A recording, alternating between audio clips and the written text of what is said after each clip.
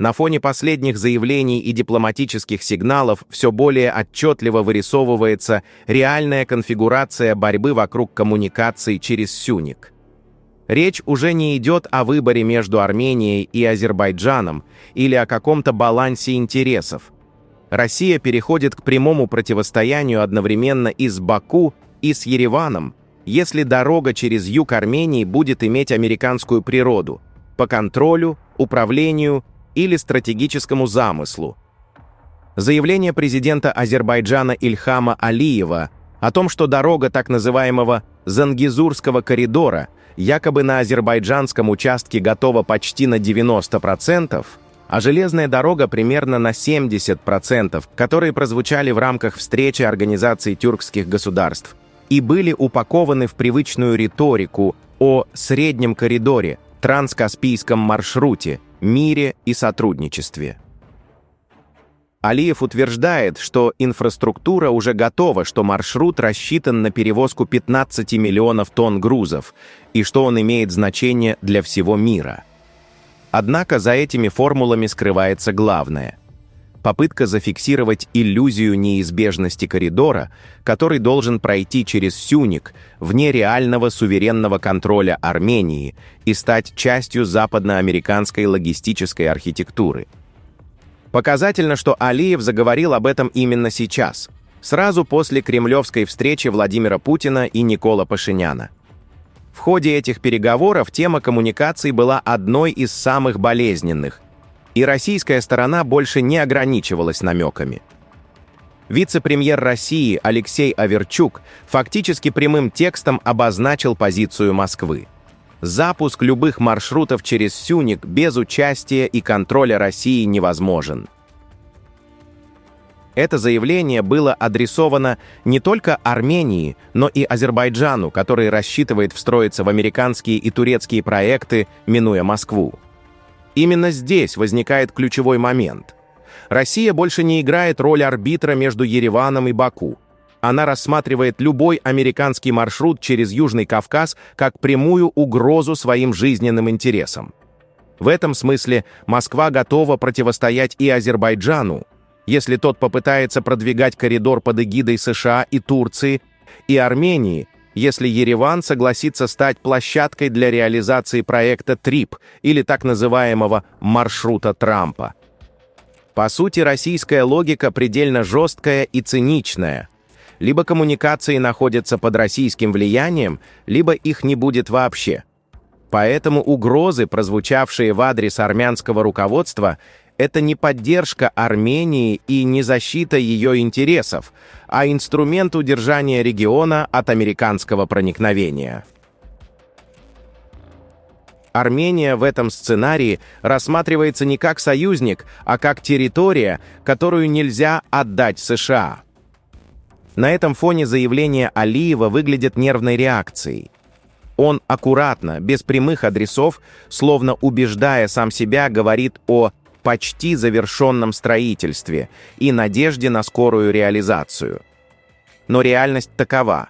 Мнение Баку в вопросе американского коридора для Москвы вторично. Азербайджан здесь лишь потенциальный проводник чужих интересов, и именно поэтому Россия будет блокировать любые попытки превратить Зангезурский коридор в часть американской стратегии на Южном Кавказе. Отдельный и крайне важный фактор – Иран. После действий США в регионе и резкого обострения вокруг Тегерана, идея американской дороги у армяно-иранской границы воспринимается как прямая угроза национальной безопасности. Чрезвычайный и полномочный посол Ирана в Армении Халил Ширгалами прямо заявил, что граница между Арменией и Ираном является границей мира и имеет жизненно важное значение.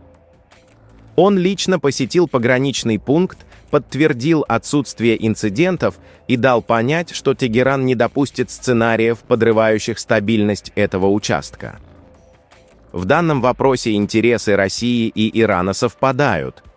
Появление американской инфраструктуры у иранской границы неприемлемо. Посол России в Армении Сергей Копыркин заявил, что перспективы ТРИП размыты, у американской администрации иные приоритеты, а ситуация на Ближнем Востоке делает инвестиции и безопасность проекта крайне сомнительными. При этом Россия продолжает говорить о разблокировании коммуникаций, но исключительно в формате, который не выводит регион из-под ее влияния и увязывается с ЕАЭС. Дополнительное давление усиливается и в экспертной плоскости. Российский эксперт по международным отношениям Дмитрий Суслов, находясь в Ереване, прямо ставит под сомнение суверенитет Армении от имени России. Причем сначала он называет российскую базу гарантией безопасности страны, а в конце заявляет, что в современных условиях нельзя доверять абсолютно никаким договоренностям. Возникает вопрос, если Россия не найдет агрессоров среди соседей, не будет ли 102-я российская база использована в качестве инструмента давления? С одной стороны, разговоры о российской базе как гарантии безопасности, с другой – утверждение, что в современном мире нельзя доверять никаким договоренностям. Такая позиция лишь подтверждает, для Москвы безопасность – это инструмент влияния, а не партнерства. На фоне этого усиливается и военное давление со стороны Турции и Азербайджана, проводящих совместные учения, а также информационная кампания Баку о бесплатном рае для переселенных в армянские дома азербайджанцев в Карабахе. Все это – элементы одной линии, направленной на закрепление последствий силы и создание иллюзии необратимости. Параллельно Армения пытается диверсифицировать внешние опоры. Министр обороны Сурен Папикян провел переговоры во Франции с компанией Safran Electronics and Defense, что указывает на постепенный переход к практическому военно-техническому сотрудничеству. Активна и диаспора. Армянское движение Франции прямо заявляет, что будущее страны должен определять народ и настаивает на референдуме по европейскому вектору. Однако в вопросе дороги через Сюник ключевой вывод остается жестким и тревожным. Если маршрут будет американским, по сути, Россия будет противостоять и Азербайджану, и Армении. Для Москвы это не вопрос транзита или экономики, а вопрос геополитического выживания.